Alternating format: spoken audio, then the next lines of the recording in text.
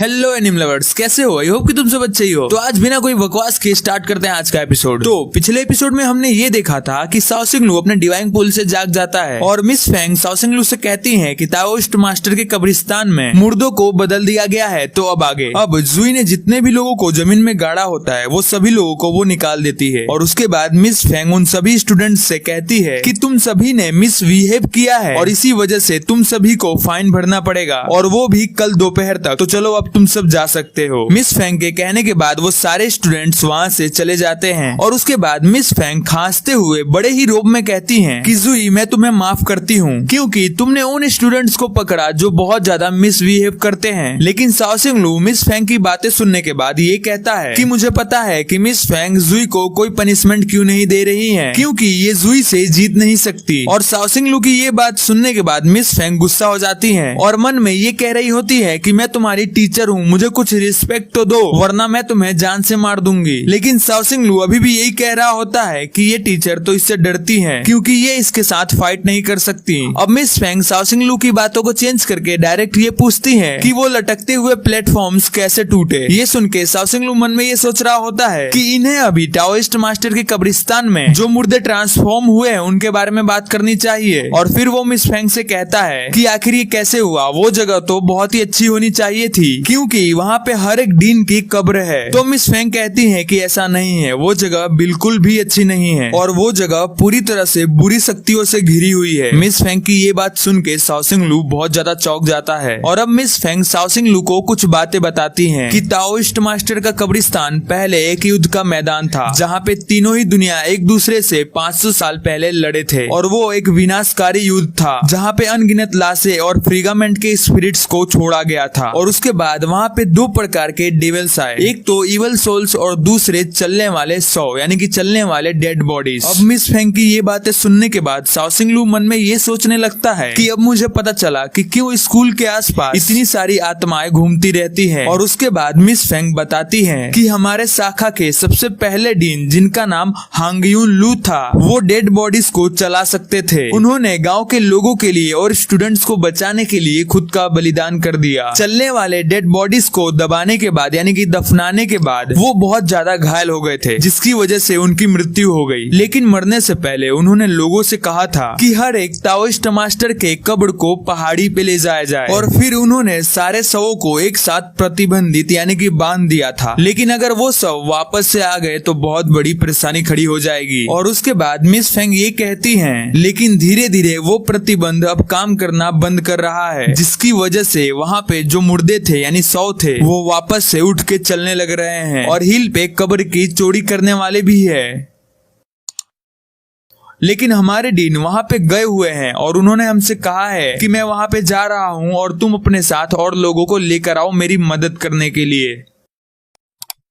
और उसके बाद साओसिंग कहता है कि मुझे याद है कि हमारे पहले डीन वो थे जिन्होंने चलते हुए डेड बॉडीज को हराया था। तो मिस फेंग कहती है कि हाँ वो किरिन के ग्रैंडफादर थे। फिर साओसिंग कहता है कि अगर आपको पता है कि किरिन के ग्रैंडफादर ने उन मुर्दों को रोका था और किरिन की फैमिली के पास वो कला है तो आप किरिन के पास जाओ या फिर उसके पापा के पास जाओ, आप मेरे पास क्या करने के लिए आई हो? तो मिस फेंग कहती है कि इसके पीछे एक कारण है। हाल ही में पैराडाइस ने डीमन क्लैन और ह्यूमन क्लैन के साथ एक शांति एग्रीमेंट पे साइन किया है और उसमें ये डिसाइड हुआ है कि ह्यूमन क्लैन का प्रतिनिधित्व शिवू करेगा और तुम उनमें से एक हो। मिस फेंग की बातें सुनने के बाद साओसिंग ये सोच रहा होता है कि आखिर वो पैराडाइस चाहते क्या है, क्या उनको मेरी आइडेंटिटी के बारे में पता है? और उसके बाद मिस फेंग कहती है कि रूल के हिसाब से मैंने तुम्हें यानी कि लॉर्ड शिवू को बता दिया है इस बारे में, तो अब ये तुम्हारे ऊपर है, तुम हमारे साथ चलते हो या फिर नहीं। मिस फेंग की बातें सुनने के बाद साओसिंग कहता है कि फी अभी भी हिल पे प्रैक्टिस कर रही है और मैं उसे अकेला नहीं छोड़ सकता। लेकिन अचानक से साओसिंग को याद आता है कि उसके पास तो जुई है और जुई की मदद से वो उन मुर्दों के प्रॉब्लम का सोल्यूशन निकाल सकता है। और उसके बाद साओसिंग जुई को देखता है तो वो सो गई होती है और वो चमक भी रही होती है जिसे देखकर साओसिंग